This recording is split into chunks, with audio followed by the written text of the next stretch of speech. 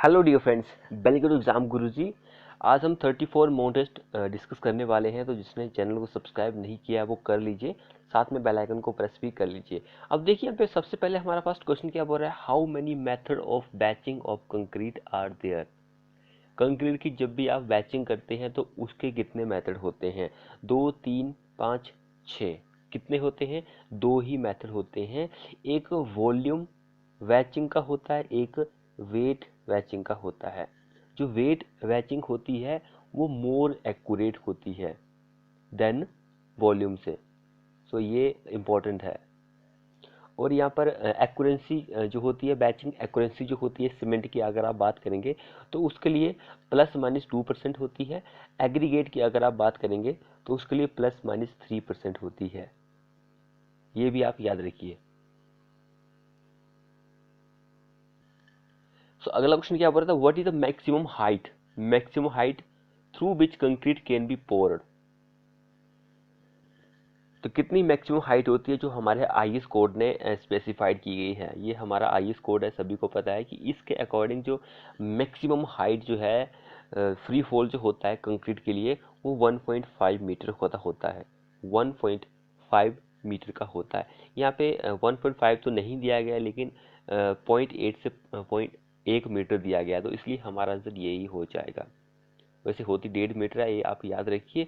अगर इससे ज़्यादा हो जाएगा तो सिग्रीगेशन के चांसेस जो होते हैं वो बढ़ जाते हैं, जिससे क्या होता है कि पोरस स्ट्रक्चर आपको देखने को मिलता है, हनीकॉम्ब स्ट्रक्चर आपको देखने को मिलता है, जिससे हमारा स्ट्रक्चर जो होता है उसकी स्ट्रेंथ बहुत ही कम हो जाती है।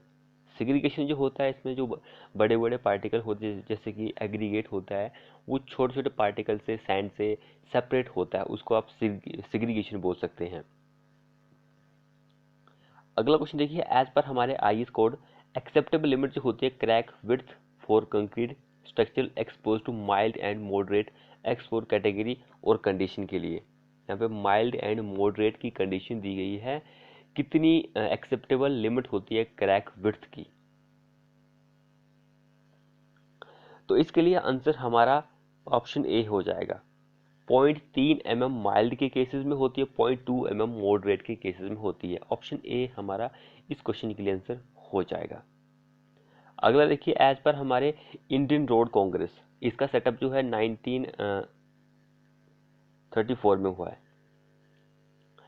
तो मैक्सिमम विड्थ जो होती है व्हीकल की वो कितनी होती है? वैसे यहाँ पर हमारे आईएस कोड के अकॉर्डिंग विड्थ ही नहीं, उसकी लेंथ एंड उसकी हाइट जो होती है वो भी इम्पोर्टेंट होती है, क्योंकि इसको लेकर भी क्वेश्चन बन सकता है। अगर आप लेंथ की बात करेंगे तो ये 10.60 मीटर की होती है। विड्थ की अगर बात करेंगे 2.44 मीटर की होती है। हाइट की बात करेंगे 3.80 की होती है, यानी कि ऑप्शन ये हमारा आंसर बन जाएगा। अगला क्वेश्चन क्या बोल रहा है, important factor consider in designing of submit curve. Submit curve जब भी आप डिजाइन करते हैं तो उसमें कुछ फैक्टर जो होते हैं वो कंसीडर किए जाते हैं। वो कौन सा फैक्टर होता है? तो वो फैक्टर होता है साइट डिस्टेंस। साइट डिस्टेंस जो होती है, कोई भी गाड़ी का चालक जो होता है वो स्ट्रेट कितना देख सकता है कि भाई आगे कोई मुश्किल तो नहीं आ रही है, उसको आप साइट डिस्टेंस बोल सकते हैं। ऑप्शन ए हमारा आंसर हो जाएगा। अगला देखिए, minimum stopping sight distance on a single lane road having two way traffic is equal to.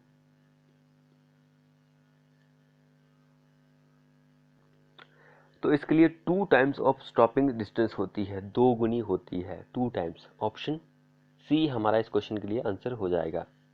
अगला देखिए, which of the following are correct with respect to sub surface drainage of highway. Sub surface of drainage जो होता है highway के लिए, उसके according यहाँ पे कुछ पॉइंट हमारे पास गिवन है। तो हमें ये बताना है कि भाई कौन सा जो है वो सही है। सबसे पहले 3 ग्रेड यहाँ पे दिए गए, 3 चीजें बताई गई है, कौन सा सही है हमें ये बताना है सिर्फ। सो यहाँ पे देखिए हमारे पास फर्स्ट स्टेटमेंट क्या बोल रही है, water table should be at least 1.5 metre below the sub grade. तो यहाँ पे क्या बोल रहा है कि जब भी आप रोड बनाते हैं तो उसमें एक सब ग्रेड नाम का भी एक लेयर आती है। तो वो सब ग्रेड लेयर जो होती है, बोल रहा है कि वाटर टेबल से कम 1.5 मीटर ऊपर होनी चाहिए। क्वेश्चन थोड़ा उल्टा बताया गया यहाँ पर, लेकिन इतनी होनी चाहिए। देखिए जब भी आप रोड बनाते हैं तो उसको उस पर जो भूमि होती है, कहीं ना कहीं पानी जो रुकता होगा, तो उस पानी से कम से कम 1 से लेकर 1.5 मीटर हमारा सब ग्रेड ऊपर होना चाहिए। 1 से 1.5 मीटर सब ग्रेड ऊपर होना चाहिए, यानी कि ये स्टेटमेंट बिल्कुल सही है। Water table should be kept at least 1.5 metre below, यानी कि पानी जो होता है वो 1 मीटर नीचे होना चाहिए, किससे? सब ग्रेड से। मैंने भी वही आपको बताया, यहाँ पे क्वेश्चन थोड़ा सा अजीब करके बताया गया है, लेकिन वही बोल रहा है। उसके बाद ऑप्शन देखिए, transverse drainage are used. Transverse drainage जो होती है वो यूज की जाती है when soil is relatively less permeable. तो ये भी बिल्कुल सही है। तो ये थोड़ा गलत हो गया, तो ये दोनों स्टेटमेंट सही है, बाकी गलत दी गई है। तो यहाँ पे ऑप्शन हमारा डी होगा। अगला क्वेश्चन क्या बोल रहा है? Dash is an intersection. Dash is an intersection. क्या है इंटरसेक्शन?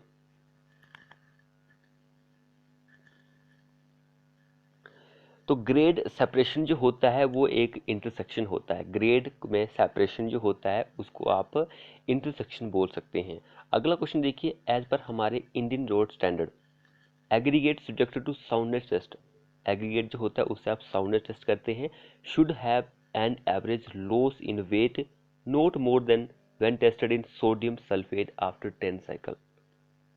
10 बार आप चेक करने के बाद क्या एवरेज लॉस होना चाहिए? 12% का लॉसेस होना चाहिए। अगला देखिए, in CBR test California bearing ratio जो होता है, value of CBR is calculated at. CBR की वैल्यू जो होती है वो कैलकुलेट की जाती है एट किस पर? इन दोनों पर, पेनिट्रेशन वैल्यू पर। ऑप्शन डी आंसर बन जाएगा। अगला देखिए, in softening point test. Softening point test आप किसके ऊपर कर रहे हैं? बिटुमेन के ऊपर कर रहे हैं with the help of ring and wall apparatus। In apparatus के साथ आप कर रहे हैं। तो what is the diameter of steel wall? Steel wall जो होती है उसका डायमीटर कितना होता है? स्टील वॉल जो होती है उसका डायमीटर कितना होता है?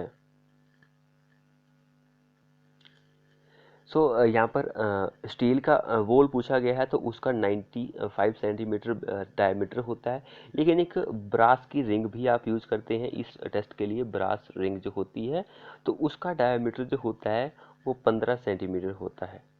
15 सेंटीमीटर, सॉरी यहाँ पे सेंटीमीटर 95 सेंटीमीटर नहीं, 95 होता है। 95 ये वैल्यू में दी गई है। 0.95 15 सेंटीमीटर तो ये ब्रास रिंग का डायमीटर होता है। एंड ये ब्रास रिंग जो होती है इसकी अगर आप ऊंचाई की बात करेंगे तो 6.4 इसकी ऊंचाई होती है।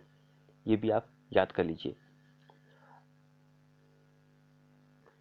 अब देखिए क्वेश्चन क्या बोल रहा है, एज पर specification design by railway board for truck routes के लिए। ट्रक रूट्स के लिए ऑन किसके ऊपर? ब्रॉड गेज ट्रैक पर। तो डिजाइन स्पीड जो होती है किसके लिए? New track is and maximum speed जो होती है वो कितनी होती है? न्यू ट्रैक के लिए design speed and maximum speed जो होती है वो कितनी होती है? अगर आप न्यू ट्रैक की बात करेंगे तो उसके लिए स्पीड जो होती है 160 किलोमीटर पर आवर होती है। एंड जो मैक्सिमम होती है वो 120 होती है। यानी कि ऑप्शन ए हमारा इस क्वेश्चन के लिए आंसर हो जाएगा। अगला देखिए, what is the gauge of A railway line defined. जो गेज होता है रेलवे लाइन का वो क्या डिफाइन करता है? उसकी डेफिनेशन क्या होती है? तो उसकी डेफिनेशन जो होती है, एक डिस्टेंस होती है दो आमने सामने जो समांतर रेल ट्रैक होते हैं उसको आप गेज के नाम से डिफाइन कर सकते हैं। ऑप्शन बी हमारा इस क्वेश्चन का आंसर बन जाएगा। Distance between two parallel rail of a track. अगला क्वेश्चन क्या बोल रहा है? What is the distance between inner rail and check rail. Inner rail और चेक रेल के बीच का जो डिस्टेंस होता है जो कि प्रोवाइड किया जाता है शार्प कर्व पर, वो क्या होती है? कितनी होती है? 40, 42, 46, 44। 44 का डिस्टेंस होता है। डी हमारा आंसर होगा इस क्वेश्चन के लिए। अगले देखिए, specific volume and mass density is. Specific volume and mass density जो होती है वो क्या होती है?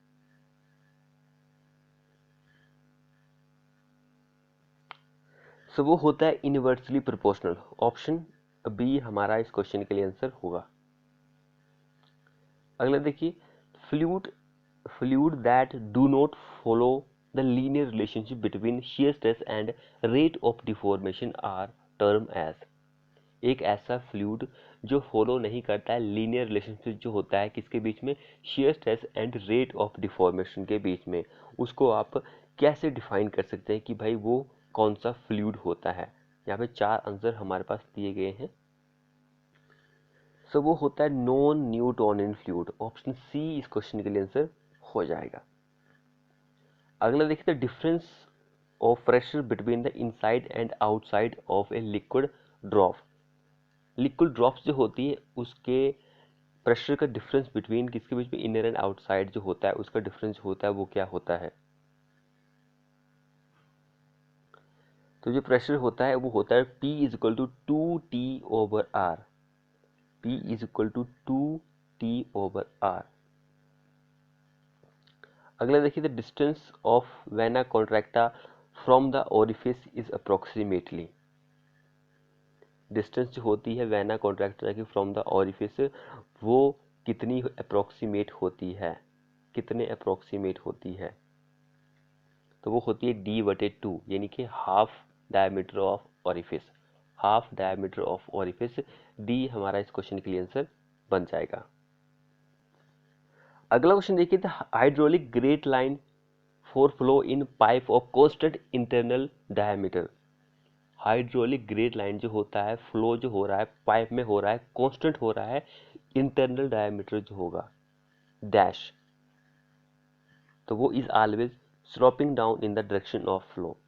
तो इंटरनल डायमीटर जो होता है वो ऑलवेज होता है sloping down in the direction of flow. Option C इस क्वेश्चन के लिए आंसर बन जाएगा। जिसने हमारे चैनल को अभी तक सब्सक्राइब नहीं किया है वो कर लीजिए, साथ में बेल आइकन को प्रेस कर लीजिए। अगला क्वेश्चन क्या बोल रहा है, water hammer pressure can be considerably reduce using. तो वाटर हैम्पर प्रेशर आपको रिड्यूस करना है, कम करना है, तो आप क्या करेंगे कि भाई जो एक किस्म का टैप जो होता है, नल का जो होता है, वो धीमे धीरे धीरे से खुलने वाला आपको लगाना पड़ेगा। यानी कि ऑप्शन यहाँ पर जो हो जाएगा ऑप्शन ए हो जाएगा। स्लो क्लोजिंग वाल्व जो होता है आपको वो लगाना पड़ेगा, तब जाकर आप वाटर हैम्पर के प्रेशर को रिड्यूस कर सकते हैं। अगला देखिए, according to the shape of opening the notch is classified as. According to shape जो होती है ओपनिंग की, तो नोचेस जो होती है उसको हमने क्लासिफाइड किया गया है किस तरह से, कौन सी होती है वो। सो अकॉर्डिंग टू शेप जो होती है वो 5 तरह की होती है। उसमें से ट्रायंगुलर नोच भी आती है, रेक्टेंगुलर होती है, वही ट्रायंगुलर भी होती है, एंड पैराबोलिक होती है, स्टेपर्ड होती है, सीढ़ीदार जिसका आप बोल सकते हैं। तो इस तरह की नोचेस होती है, लेकिन ये जो दी गई है सर्कुलर वगैरह शगैरह ये नहीं होती है, स्क्वायर वगैरह नहीं होती है, सिर्फ ट्रायंगुलर ही होती है। उसके बाद अगला क्वेश्चन देखिए यहाँ पर, तो क्वेश्चन क्या बोल रहा है, in a rectangular horizontal channel for a hydraulic jump the ratio of depth after and before is 5, the jump is can be classified as. अगर आपका depth and before after and before का जो ratio है वो 5 है, तो jump जो होता है वो ऑस्किलेटिंग टाइप का होता है। ऑप्शन ए हमारा इस क्वेश्चन के लिए आंसर हो जाएगा। अगर देखिए, ओवरऑल एफिशिएंसी जो होती है हाइड्रोलिक पंप की वो क्या होती है। सो ओवरऑल एफिशिएंसी जो होती है हाइड्रोलिक पंप की वो shaft power over water power का जो रेशियो होता है उसको आप ओवरऑल एफिशिएंसी बोलते हैं। ऑप्शन ए हमारा आंसर होगा इस क्वेश्चन के लिए। अगला देखिए, Kaplan turbine is a type of which of the following. Kaplan turbine जो होती है वो किस तरह की टरबाइन होती है, reaction turbine, none of the above, propeller turbine या फिर फ्रेंसिस टरबाइन। कपलाइन टरबाइन जो होती है एक रिएक्शन टरबाइन होती है। ये कई बार हम डिस्कस कर चुके हैं, जिसने चैनल को सब्सक्राइब नहीं किया वो कर लीजिए। अगला जो क्वेश्चन है वो बोल रहा है, slip of a reciprocating pump is defined as the. Slip जो होती है रेसिप्रोकास्टिक पंप की वो उसको आप कैसे डिफाइन कर सकते हैं कि वो क्या होती है। तो स्लिप जो होती है वो difference of theoretical discharge and actual discharge जो होता है, इस तरह से आप इसको डिफाइन करते हैं। इन दोनों का जो रेशियो होता है उसका आप स्लिप बोलते हैं रेसिप्रोकास्टिक पंप का। अगला देखिए, लकस्टाइन सॉइल आर। लकस्टाइन सॉइल जो होती है वो क्या होती है, रिवर, सी, लेक्स या फिर विंड्स। लकस्टाइन सॉइल जो होती है वो ट्रांसपोर्ट की जाती है किसके द्वारा? पानी के द्वारा। जो पानी के द्वारा ट्रांसपोर्ट की जाती है उसको आप एलुवियल सॉइल बोलते हैं। तो इसके जो एग्जांपल होते हैं, एक लैक्स्ट्राइन सॉइल होता है, एक मैराइन सॉइल होता है। लैक्स्ट्राइन की अगर आप बात करेंगे आपको झील के किनारे देखने को मिलेगी, एंड समुद्र के किनारे जो होते हैं वो मैराइन सॉइल देखने को मिलती है। तो ऑप्शन सी हमारा आंसर हो जाएगा इस क्वेश्चन के लिए। अगला देखिए, which of the following which one of the following parameter can be used to estimate the angle of friction of sandy soil का एंगल ऑफ फ्रिक्शन जो होता है सैंडी सॉइल का, वो आप कैसे एस्टिमेट कर सकते हैं, किसको यूज करके कर सकते हैं? तो आप डेंसिटी इंडेक्स को यूज करके एस्टिमेट कर सकते हैं। सी हमारा आंसर हो जाएगा इस क्वेश्चन के लिए। अगला देखिए, तो water content of highly organic soil is determined in the oven at a temperature of, कितने टेम्परेचर पर आप कर सकते हैं वाटर कंटेंट जो होता है? हाईली ऑर्गेनिक सॉइल की बात हो रही है, हाईली, तो उसके लिए 60 से 80 डिग्री सेल्सियस का होता है। तो ऑप्शन डी हमारा इस क्वेश्चन के लिए आंसर हो जाएगा।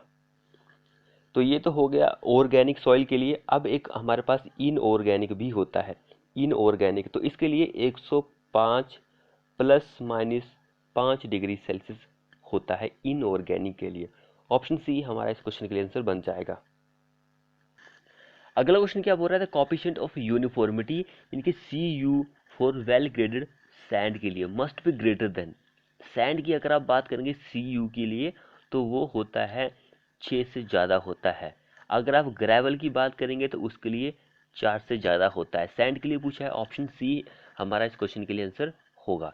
अगला क्वेश्चन देखिए, soil having particle of approximately same size is known as, एक ऐसा सॉइल जिसके जो पार्टिकल है उसका साइज जो है ऑलमोस्ट अप्रोक्सीमेटली सेम है, वो कौन सा सॉइल कहलाता है?